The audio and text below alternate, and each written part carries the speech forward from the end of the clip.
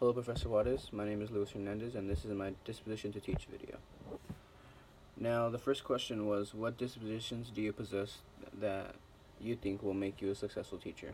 Well, personally, I believe I certainly possess the dispositions of fairness, compassion, and respecting the diversity of others. First off, fairness. I have been a person that's all about fairness because if there is fairness, it minimizes problems, and I think especially in a school setting, I will execute the disposition of fairness well.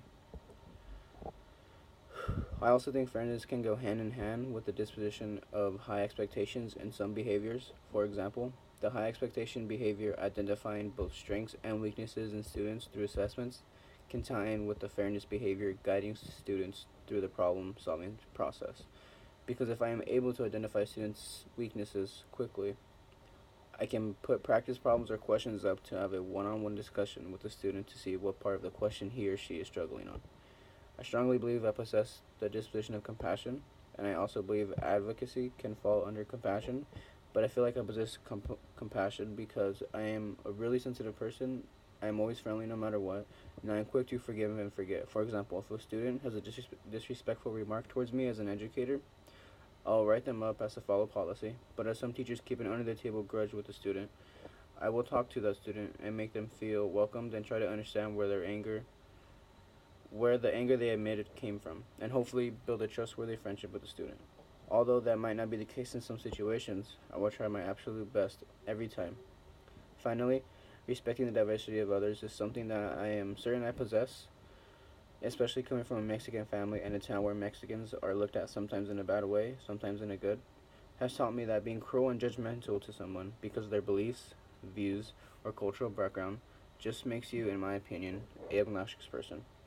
Also, whenever I travel and meet new people from different cultures and backgrounds, it just fills me up with curiosity, and I always want to learn about that person. And I believe that as an educator, I'm going to be fascinated with my students' background, culture, and beliefs rather than discriminate or judge them. Second question, what dispositions do you need to work on before you enter the classroom as a first-year teacher?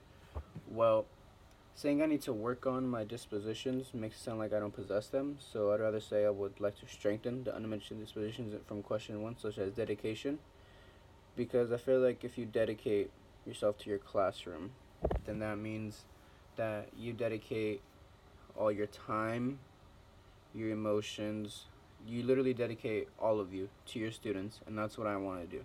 That's what I need to work on.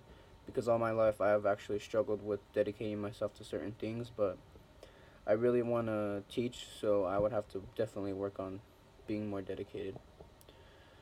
Curiosity is another one, and by curiosity, I need to strengthen that because some things tend to bore me, and I get the feeling that I don't need to do them anymore because they're boring me, and I just need to work on curiosity way more. And professional conduct. Professional conduct isn't, I don't really need to strengthen it, but I really do need to work on that because I'm young right now, but I feel like when the time comes, I'm going to be in a good professional state and have a professional attitude towards everything. And the third question was, what qualities should professional educators display? And I believe professional educators should display all the qualities the title professional educator holds, or what we think of when the job professional educator comes to mind. Therefore, the qualities one should possess are obviously being professional. By that I mean with appearance, language, and attitude. Another quality one should possess is being an educator, to know everything about the material you're teaching and to be smart in what you do. Another major quality one should possess is dedication, being dedicated to being an educator and being dedicated to, like I said in my response to question 2, dedicate yourself as well as your time to your students and making sure they know what you're teaching.